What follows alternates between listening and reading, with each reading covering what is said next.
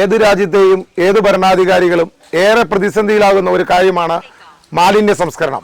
Kerala government കാലങ്ങൾക്ക് മുന്നേ എടുത്ത തീരുമാനമനുസരിച്ച് കേരളത്തിന്റെ മാലിന്യങ്ങൾ സംസ്കരിക്കുവാൻ ഗ്രീൻ കേരള എന്ന കമ്പനിയുമായി ഒരു കൊട്ടേഷൻ സ്ഥാപിച്ചു. ഗ്രീൻ കേരള പദ്ധതി പ്രകാരം പല ഗ്രാമങ്ങളിലെയും പല ഗ്രാമപഞ്ചായത്തുകളെയും മാലിന്യങ്ങൾ സംസ്കരിക്കാറുണ്ട്. പക്ഷേ തിരുവാണിയൂർ ഗ്രാമപഞ്ചായത്ത് എന്ന് പറയുന്ന പഞ്ചായത്തിനെ സംബന്ധിച്ച് ഒരു പ്രത്യേകതയുണ്ട്. കാരണം മുനിസിപ്പാലിറ്റിയോട് ചേർന്ന് കിടക്കുന്ന പഞ്ചായത്ത്, ധാരാളം ജനം തിങ്ങിപ്പാർക്കുന്ന പഞ്ചായത്ത്. ഇവിടുത്തെ മാലിന്യ സംസ്കരണം വളരെ പ്രതിസന്ധി ഘട്ടത്തിലായിരുന്നപ്പോഴാണ് ഇവിടുത്തെ പഞ്ചായത്ത് ഭരണാധികാരികൾ അതിന് പുതിയ നയം രൂപീകരിച്ച് പുതിയ രീതിയിൽ അതിന് നടപടി സ്വീകരിച്ചത്. അതിന് പഞ്ചായത്ത് ഭരണാധികാരികൾക്കെല്ലാം നന്ദി രേഖപ്പെടുത്തിക്കൊണ്ട് മലയാളി മനസ്സ് അവരുടെ പ്രവർത്തനങ്ങളെ ഒരു ചെറിയ വീഡിയോ നിങ്ങൾക്ക് മുന്നിലേക്ക് അവതരിപ്പിക്കുകയാണ്. കാണാം. മനുഷ്യനൊരു സമൂഹ ജീവിയാണ്. യാത്രക്കിടയിൽ പല മുഖങ്ങളെ നമ്മൾ കണ്ടെത്താറുണ്ട്, പല തൊഴിൽ ചെയ്യുന്നവരെയും നമ്മൾ കാണാറുമുണ്ട്. പക്ഷേ ഒരു പ്രത്യേക സമൂഹത്തെ നമ്മൾ ആരും ശ്രദ്ധിക്കാറില്ല. മഴയാണെങ്കിലും വെയിലാണെങ്കിലും മഞ്ഞാണെങ്കിലും നമ്മുടെ വീട്ടിലെ മാലിന്യങ്ങൾ ശേഖരിക്കുവാൻ പച്ച ഉടുപ്പിട്ടുകൊണ്ട് നമ്മുടെ വീട്ടിൽ വന്ന് ചാക്കുകെട്ടിൽ നമ്മളുടെ മാലിന്യങ്ങൾ എടുത്തു മാറ്റുന്ന ഹരിതകർമ്മസേനയിലെ ആൾക്കാർ, അവർക്ക് ഗവൺമെന്റ് വേണ്ട പരിഗണന നൽകുന്നുണ്ടോ? വീട്ടിൽ വരുമ്പോൾ ചില വീടുകളിൽ നിന്ന് ആട്ടും തുപ്പും ഏറ്റിട്ട് പോലും അവർ പുഞ്ചിരിക്കുന്ന മുഖവുമായാണ് ഈ മാലിന്യം നമ്മളുടെ മുമ്പിൽ നിന്ന് കളക്ട് ചെയ്തു പോകുന്നത്. അത്തരം തിരുവാണിയൂർ ഗ്രാമപഞ്ചായത്തിലെ ഹരിതകർമ്മസേനയിലെ കുറച്ച് സഹോദരിമാരാണ് എൻ്റെ അടുത്ത് വന്ന് നിൽക്കുന്നത്. നമുക്ക് ആ സഹോദരിമാരോട് അവരുടെ പ്രതിസന്ധികളും വിഷമങ്ങളെ പറ്റിയും നമുക്കൊന്ന് ചോദിക്കാം. ചേച്ചി നമസ്കാരം. നമസ്കാരം. എങ്ങനെയുണ്ട് ഈ ഹരിതകർമ്മസേനയുടെ ജോലിയൊക്കെ?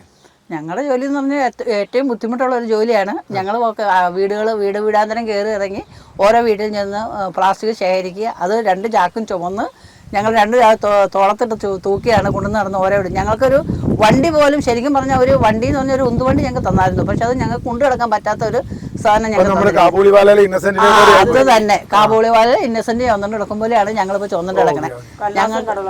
ഞങ്ങളത് കൊണ്ടുവന്ന് ഓരോ സ്ഥലത്ത് കൊണ്ടുവന്ന് വെച്ചിട്ട് ഞങ്ങൾ ഓട്ടോറിക്ഷ വിളിച്ച് പോകേണ്ടതാണ്, ഓട്ടോറിക്ഷ വിളിച്ച് പോകും. അല്ലാത്തതാണെങ്കിൽ ഞങ്ങൾക്ക് ഓരോ MCP തന്നിട്ടുണ്ട്. ആ MCP എത്തിപ്പെടാനൊക്കെ ഭയങ്കര പാടാണ്. ഒരു സ്ഥലത്ത് ദൂര സ്ഥലങ്ങളിലൊക്കെ ആണെങ്കിൽ അത് MCP കൊണ്ടുപോയി ഞങ്ങൾക്ക് ഭയങ്കര ബുദ്ധിമുട്ടുണ്ട്. ഞങ്ങൾ പല പ്രാവശ്യം പഞ്ചായത്തിൽ പറഞ്ഞാണ് ഞങ്ങൾ ഈ കാര്യങ്ങൾ, ഞങ്ങൾക്ക് ബുദ്ധിമുട്ടുണ്ട് ഇങ്ങനെ കൊണ്ടുവയ്ക്കാൻ. അതുകൊണ്ട് അതിനുള്ള സംവിധാനം ഞങ്ങൾക്ക് ചെയ്തു തരുമെന്ന് പഞ്ചായത്തിൽ ഞങ്ങൾ പറഞ്ഞിട്ടുണ്ട്. അതിന് തീരുമാനം പഞ്ചായത്ത് അല്ലല്ലോ, ശരിക്കും ഗവൺമെന്റ് തലത്തിൽ എടുക്കേണ്ടതല്ലേ? ഗവൺമെന്റ് തലത്തിലാണ് എടുക്കേണ്ടത്. പക്ഷെ ഞങ്ങളത് പഞ്ചായത്തിൽ അവതരിപ്പിച്ചിട്ടുണ്ട്. പഞ്ചായത്താണ് അത് ഗവൺമെന്റിൽ അയക്കേണ്ടത്. ഞങ്ങൾക്ക് നിങ്ങളുടെ കൂലിയെ പറ്റി പറയാം. നിങ്ങൾ ഈ കഷ്ടപ്പെടുന്നതിന് നിങ്ങൾക്ക് വരുമാനം എങ്ങനെയുണ്ട്? ഞങ്ങൾക്ക് ഒരു ദിവസം ഒരു വീട്ടിൽ നിന്ന് കിട്ടുന്ന 50 രൂപയാണ്.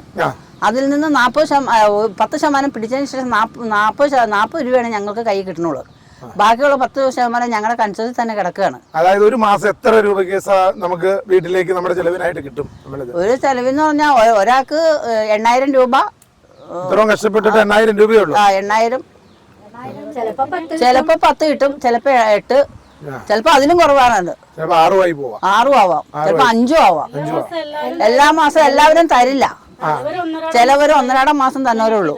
അവര് പറഞ്ഞ പ്ലാസ്റ്റിക് ഇല്ല, ഞങ്ങൾ തരാൻ തയ്യാറല്ല. നിങ്ങൾ പണിയെടുക്കുന്നതിന്റെ പൈസേന്റെ വിഹിതം വീണ്ടും പഞ്ചായത്തിൽ കൊടുക്കണം? ഇല്ല, പഞ്ചായത്തില്ല, ഞങ്ങളുടെ തന്നെ കൺസോർഷ്യത്തിന്റെ അതിന്മേലിടും. ഞങ്ങൾക്കൊരു കൺസോർഷ്യം ഉണ്ട്.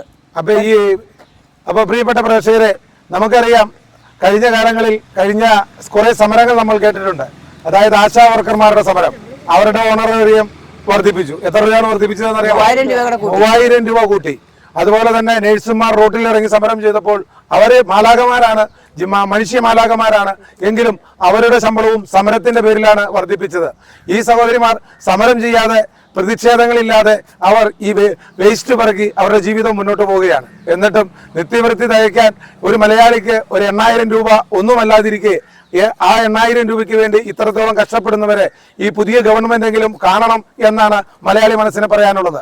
ഇവർ സമരം ചെയ്യുന്നില്ല, പ്രതിഷേധിക്കുന്നില്ല. കാരണം ഇവർ പ്രതിഷേധിച്ചാൽ കേരളം ഒരു മാലിന്യ കൂമ്പാരമായി മാറും. അങ്ങനെ ഉണ്ടാവാതെ നിസ്വാർത്ഥമായി പണിയെടുക്കുന്ന ഇവരെ പരിഗണിക്കാൻ ഈ ഗവൺമെന്റിന് കഴിയട്ടെ എന്നാശംസിച്ചുകൊണ്ട് മലയാളി മനസ്സ് നിർത്തുന്നു. ഇനി നമുക്ക് ഫ്ലാഗ് ഓഫിലേക്ക് പോകാം. ഇവർ ശേഖരിച്ച വേസ്റ്റുകൾ വാഹനത്തിൽ കയറ്റുകയാണ്. പിന്നെ അത് ഹരിത കർമ്മസേന കോൺട്രാക്ട് എടുത്തിരിക്കുന്ന കമ്പനിയിലേക്ക് അത് കൊണ്ടുപോവുകയാണ്. പിന്നെ അത് വേർതിരിച്ച് സിമെന്റ് ഫാക്ടറികളിലേക്കും മറ്റു ഫാക്ടറികളിലേക്കും റീസൈക്ലിംഗിനായി കൊണ്ടുപോകും. നമുക്ക് ഇനി ഫ്ലാഗ് ഓഫ് കാണാം. ഓക്കെ. ഗ്രീൻ കേരള പദ്ധതി പ്രകാരം അങ്ങനെ തിരുവാണിയൂർ ഗ്രാമപഞ്ചായത്തിന്റെ ആദ്യത്തെ ലോഡ് ഇന്ന് പുറപ്പെടുകയാണ്. അതിന് നമ്മുടെ ഹരിത കർമ്മസേനയിലെ പ്രിയപ്പെട്ട സഹോദരിമാരും അതുപോലെ തന്നെ മെമ്പർമാരും ഇവിടെയുണ്ട്. ബഹുമാനപ്പെട്ട പഞ്ചായത്ത് പ്രസിഡന്റ് ഫ്ലാഗ് ഓഫ് ചെയ്ത് ഈ കർമ്മം ഉദ്ഘാടനം ചെയ്യുകയാണ്. അപ്പോൾ ഓക്കെ.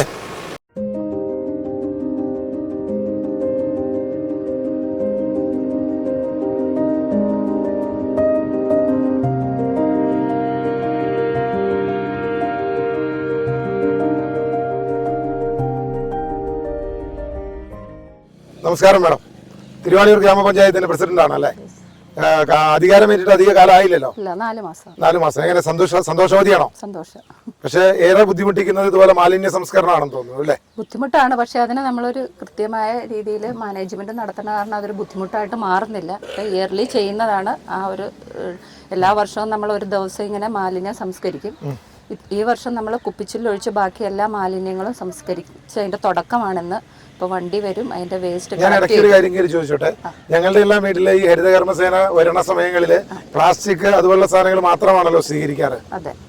അപ്പൊ ഇതിൽ നിന്ന് വ്യത്യാസമായി അതിൽ നിന്ന് വ്യത്യാസം ഹരിതകർമ്മസേന വീടുകളിൽ നിന്ന് പ്ലാസ്റ്റിക് മാത്രമാണ് കളക്ട് ചെയ്യുന്നുള്ളൂ. ഈ ഇയർലി ആണ് നമ്മൾ ചെരുപ്പ്, ലെതർ സാധനങ്ങൾ, തെർമോക്കോൾ അങ്ങനെ വരുന്ന എല്ലാ മാലിന്യങ്ങളും കളക്ട് ചെയ്യാൻ ഇയർലി ഒരു ദിവസമാണുള്ളത്. ഇതുവഴി നമുക്ക് കാർബൺ എമിഷനിൽ നിന്ന് നമുക്ക് നമ്മുടെ പഞ്ചായത്തിനെ രക്ഷിക്കാൻ സാധിക്കും. പഴയ കാലങ്ങളിൽ നമ്മൾ ഇതെല്ലാം കത്തിച്ച് കാർബണിന്റെ അളവ് കൂട്ടുകയായിരുന്നു.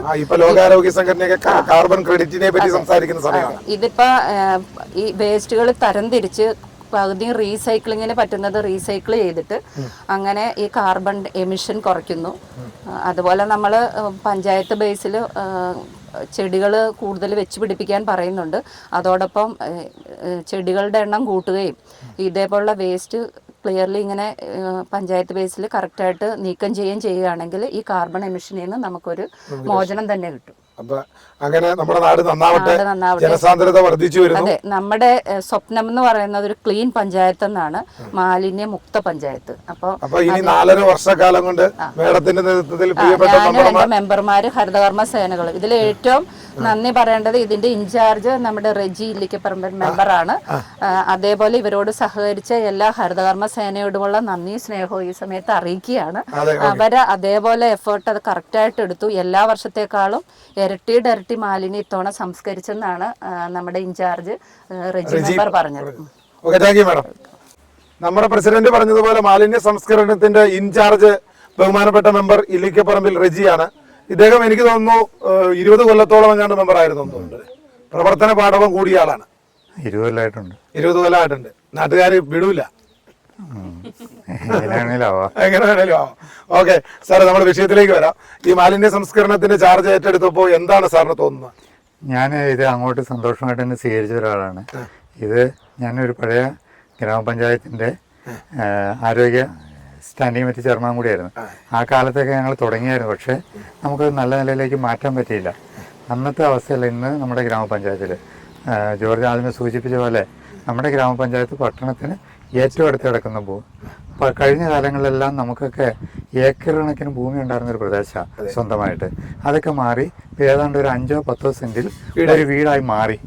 അപ്പോൾ അതിൻ്റെ അടിസ്ഥാനത്തിൽ നമ്മുടെ മാലിന്യങ്ങളുടെ അളവും കൂടി വരുന്നു. അതിൻ്റെ അടിസ്ഥാനത്തിലാണ് കഴിഞ്ഞ വർഷം എനിക്ക് തോന്നുന്നു കഴിഞ്ഞ 2 വർഷക്കാലമായിട്ട് ഗ്രീൻ കേരളയ്ക്ക് നമ്മുടെ ഗ്രാമപഞ്ചായത്തിൽ നിന്ന് 13 ലക്ഷം രൂപ അങ്ങോട്ട് കൊടുത്താണ് നമ്മുടെ പഞ്ചായത്തിൽ നിന്ന് ഗ്രീൻ കേരളയ്ക്ക് കൊടുക്കുന്നത്. അങ്ങനെയാണ് ഇത് കളക്ഷൻ കഴിഞ്ഞ 2 വർഷം നടത്തിയത്. ഈ വർഷം എനിക്ക് തോന്നുന്നത് 2 വർഷക്കാലത്തെ പൈസ ഒരുമിച്ച് ഈ തവണ അങ്ങോട്ട് കൊടുക്കേണ്ടി വരും. പബ്ലിക് നോക്കുമ്പോൾ ഇത് ചെറിയ ഇത്തരം കാര്യങ്ങളൊന്നും ജനം അറിയണില്ല, ശ്രദ്ധയപ്പെടുന്നില്ല. നമ്മുടെ ഗ്രാമപഞ്ചായത്ത് ഇത്ര ലക്ഷം രൂപ ചെലവഴിച്ചാണ് ഇതിവിടെ ഈ പഞ്ചായത്തിന് നിർമ്മാർജ്ജനം ചെയ്യാനുള്ള ക്രമീകരണങ്ങൾ ആയി മുന്നോട്ട് പോകുന്നത്. ഇതെല്ലാം ചെയ്യുന്നത് നമുക്ക് നമ്മുടെ ഗ്രാമപഞ്ചായത്തിൽ 32 ഹരിതകർമ്മസേന അംഗങ്ങളുണ്ട്. പ്രിയപ്പെട്ട ചേച്ചിമാർ, നമ്മളൊക്കെ ശ്രദ്ധിക്കാറുണ്ട്. ലോകത്തിൽ ഒരാളും ചെയ്യില്ലാത്ത ജോലി ഇവർ ചെയ്യണേ. നമ്മുടെ വീട്ടിലെ മാലിന്യങ്ങൾ ഒരു മടിയുമില്ലാതെ അവരങ്ങ് എടുക്കുന്നു. അതാണ് നമ്മളിപ്പോൾ 2-3 ദിവസക്കാലമായിട്ട് എല്ലാ വാർഡുകളിൽ നിന്ന് ഓരോ വാർഡിൽ ഓരോ കളക്ഷൻ സെൻറ്റർ വെച്ച് അവിടെ ജനങ്ങൾക്ക് അവിടെ എത്തിച്ച് അത് ചെറിയ വാഹനങ്ങളിൽ ഇവിടെ കൊണ്ടുവന്ന് അതിനുശേഷമാണ് ഇതിങ്ങനെ ഗ്രീൻ കേരളയ്ക്ക് പാക്ക് ചെയ്യുന്നത്. ഇവരൊക്കെ ഏതാണ്ട് ഇന്ന് രാവിലെ 6:15 വരെ ലോഡിങ് നടന്നിട്ടുണ്ട്. അതേപോലെ ഇന്നലെ അവസാനിച്ചത് രാത്രി ഏതാണ്ട് ഒരു 7 മണിക്കാണ്. ഇതൊന്നും വളരെ തുച്ഛമായ പൈസയ്ക്ക് ഇവരുടെ കഷ്ടപ്പാട് ജനം അറിയുന്നില്ല. ഇതെനിക്ക് തോന്നുന്നത് അന്ന് 2000-3000 രൂപ ശമ്പളത്തിലാണ് തുടങ്ങിയത്. ഇന്ന് അവർക്ക് ജോലി ചെയ്യണതിൻ്റെ ശമ്പളം ആയിട്ടില്ല. ശമ്പളമല്ല, ഇവർ എന്ന് പറയുന്നത് ഒരു സർവീസ് മെൻറ്റാലിറ്റിയിലാണ് വന്നുകൂടിയത്. ഇവർക്ക് ഒരു യൂണിഫോം തന്നെ നൽകിയത് കഴിഞ്ഞ വർഷമാണ്. ഈ പഞ്ചായത്ത് ഭരണസമിതി ഇവരെ ചേർത്ത് പിടിക്കാനുള്ള ഒരു ആലോചനയുണ്ട്. ആ കൂടെ തന്നെയായിരിക്കും ഞങ്ങൾ ഭരണസമിതി അംഗങ്ങൾ എല്ലാം. ഇവരാണ്, ഇത്തരത്തിലുള്ള ആൾക്കാർ വഴിയാണ് നമ്മുടെ പൊതുസമൂഹം മുന്നോട്ട് പോകേണ്ടത്. അല്ലെങ്കിൽ പഞ്ചായത്ത് ഭരണസമിതി ഇവർക്കൊപ്പമാണ് നിൽക്കേണ്ടത് എന്നതിൻ്റെ അടിസ്ഥാനത്തിലാണ്, ആ ഒരു വിശ്വാസത്തിലാണ് 13 കോടി രൂപ ഈ വർഷവും ഗ്രാമപഞ്ചായത്ത് പൈസ വെച്ച് ഈ മാലിന്യങ്ങളെല്ലാം നിർമ്മാർജ്ജനം ചെയ്യുന്നത്. ഇവരെ നമ്മൾ ഏറ്റവും കൂടുതൽ നന്ദിയോടെ സ്മരിക്കേണ്ടവരാണ് നമ്മുടെ ഹരിത കർമ്മസേന അംഗങ്ങൾ എന്ന് ഒരു വട്ടം കൂടി ഈ ഘട്ടത്തിൽ പറയാം. വേറെ എന്തെങ്കിലും ചോദിക്കാണ്ട് ചോദിച്ചാൽ വേറെ ഒരു പ്രത്യേകത ഒരു പറയാറുണ്ട്. നമ്മുടെ കണ്ണൂർ രാഷ്ട്രീയം കാണാറുണ്ട്, തെക്കൻ കേരളത്തിലെ രാഷ്ട്രീയം കാണാറുണ്ട്. ഈ തിരുവാണിയൂർ പഞ്ചായത്തിൽ പലപ്പോഴും കോൺഗ്രസ് ഭരിച്ചിട്ടുണ്ട്, കമ്മ്യൂണിസ്റ്റ് ഭരിച്ചിട്ടുണ്ട്, ഇപ്പോൾ 2020 ഭരിക്കുന്നു.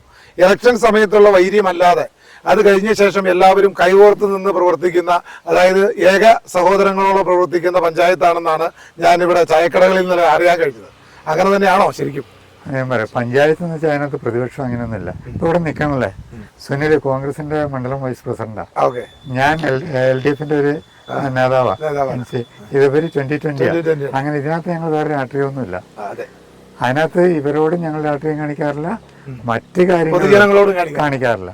അതൊക്കെ ആ തെരഞ്ഞെടുപ്പ് 1 മാസത്തെ കാലം. അപ്പൊ ഈ രാഷ്ട്രീയ വൈര്യം മനസ്സിൽ വെച്ച് രാഷ്ട്രീയ കൊലപാതകങ്ങളൊക്കെ നടക്കുന്ന മറ്റു പഞ്ചായത്തിലെ അംഗങ്ങളോട് അവർക്കൊരു മാതൃകയായി, സാഹോദര്യ തുല്യമായി എല്ലാവരെയും സ്നേഹിക്കുന്ന ഈ പഞ്ചായത്ത് മാതൃകയാവട്ടെ. കേരള ജനത ശ്രദ്ധിക്കപ്പെടട്ടെ. ആശംസകൾ. ഇല്ലേടാ, പ്രസിഡന്റ് സംസാരിച്ചു, അതുപോലെ ഇതിന്റെ ഇൻചാർജുള്ള റിജി സാറ് സംസാരിച്ചു. ഇനി കോൺഗ്രസിനെ പ്രതിനിധീകരിച്ചാണ് സാറെന്ന് തോന്നുന്നു. ഒരാള് 2020, ഒരാൾ LDF, സാറ് കോൺഗ്രസിനെ പ്രതിനിധീകരിച്ച്. അപ്പോൾ ഏക സഹോദരങ്ങളായി ഇവിടെ ഒരുമിച്ച് രാഷ്ട്രീയ വൈര്യമൊന്നും ഇല്ലാതെ കൈകോർത്ത് നിൽക്കുന്ന നിങ്ങൾക്ക് ആദ്യമേ ഒരു അഭിനന്ദനം അറിയിക്കുകയാണ്. പിന്നെ 2 കാര്യങ്ങളെ പറ്റി സാറൊന്നും പറയണം. ഈ വേസ്റ്റ് മാനേജ്മെന്റിനെ പറ്റിയും, അതുകൂടാതെ നിങ്ങൾ എങ്ങനെ ഇങ്ങനെ ഇത് ഇലക്ഷന് ശേഷം ഒന്നിച്ച് സഹോദരങ്ങളെ പോലെയായി. മെമ്പറാണ്, തിരക്കാണ്, ഫോൺ വന്നുകൊണ്ടിരിക്കുകയാണ്. ആദ്യം തന്നെ ഞാൻ പറയട്ടെ, ഇവിടെ ആദ്യം പറഞ്ഞ രാഷ്ട്രീയം എന്ന് പറയുന്നത് നമ്മൾ തെരഞ്ഞെടുപ്പ് മത്സരിക്കുമ്പോൾ മാത്രമേ ഉള്ളൂ. അത് ഞങ്ങളെല്ലാവരും ജയിച്ചു വന്നത് അതാത് വാർഡിലെ ജനങ്ങൾക്ക് കക്ഷി രാഷ്ട്രീയത്തിന് അതീതമായിട്ട് അല്ല, അവരുടെ നന്മയ്ക്ക് വേണ്ടിയിട്ടാണ്, അവരുടെ ക്ഷേമാശ്വര്യ പ്രവർത്തനങ്ങൾക്ക് വേണ്ടിയിട്ടാണ് ഈ 18 വാർഡിനും ജനങ്ങൾ തെരഞ്ഞെടുക്കപ്പെട്ട മെമ്പർമാരാണ്. അപ്പം ഞങ്ങൾ പഞ്ചായത്തിൽ വരുമ്പോൾ അവിടെ കമ്മിറ്റികൾ ചിലപ്പോൾ ഞങ്ങൾ എന്തെങ്കിലും അഭിപ്രായ വ്യത്യാസം ഞങ്ങൾ പഞ്ചായത്തിൽ മൊത്തം ഒറ്റക്കെട്ടാണ്. അപ്പം അതിൻ്റെ ഒരു ഭാഗമായിട്ടാണ് ഇപ്പോൾ ഈ പറഞ്ഞ ഗ്രീൻ കേരളയുടെ ആ രീതിയിൽ ഞങ്ങളിപ്പോൾ ഇതിൻ്റെ ഈ മാലിന്യമുക്ത പഞ്ചായത്ത്, പ്രത്യേകിച്ച് തിരുവാണിയൂർ പഞ്ചായത്തിനെ സംബന്ധിച്ച് പറയുമ്പോൾ നേരത്തെ ഒരു കാലഘട്ടം നിങ്ങൾക്കറിയാം, അന്നൊക്കെ ഫണ്ടൊക്കെ ഇല്ലാതെ കിടന്ന കാലഘട്ടം. പക്ഷേ ഇന്നിപ്പോൾ ഏറെക്കുറെ പുരോഗതിയിലേക്ക് വന്ന പഞ്ചായത്താണ്. അപ്പോൾ തുടർന്നും ജനങ്ങളുടെ നന്മയ്ക്ക് വേണ്ടി മാത്രം പ്രവർത്തിക്കുക. പിന്നെ ഈ മഴക്കാല ആ സമയമാകുമ്പോഴത്തേക്കും സംഭവിക്കാൻ വന്ന ഈ രോഗങ്ങളൊക്കെ വരുമ്പോൾ, അപ്പോൾ ആ രോഗങ്ങളൊക്കെ ഇല്ലാതാക്കുന്നതിന് മുന്നോടിയായിട്ടാണ് പഞ്ചായത്തിലുള്ള ഈ മാലിന്യങ്ങളെല്ലാം നിർമ്മാർജ്ജനം ചെയ്യുന്നതിന് വേണ്ടിയിട്ട് അതിനുള്ള ഐക്യകണ്ഠേനുള്ള പ്രവർത്തനമാണ് ഞങ്ങൾ നടത്തിക്കൊണ്ടിരിക്കുന്നത്. അതിൽ ഞങ്ങൾക്ക് രാഷ്ട്രീയമൊന്നുമില്ല. അപ്പോൾ എല്ലാവർക്കും ഈ നിങ്ങളുടെ വിലപ്പെട്ട സമയം ഞങ്ങളോട് ചെലവഴിച്ചതിന് മലയാളി മനസ്സിന്റെ പേരിൽ നന്ദി രേഖപ്പെടുത്തുന്നു. കൂടാതെ ഇത് മലയാളി മനസ്സ് എന്ന യൂട്യൂബ് ചാനലിലാണ്. അപ്പോൾ സബ്സ്ക്രൈബ് ചെയ്യണം, പിന്നെ വേണ്ടപ്പെട്ടവർക്ക് ഷെയർ ചെയ്യണം എന്നൊരു അപേക്ഷ കൂടിയുണ്ട്. അപ്പോൾ നമുക്ക് വീണ്ടും കാണാം. നന്ദി. ഓക്കെ.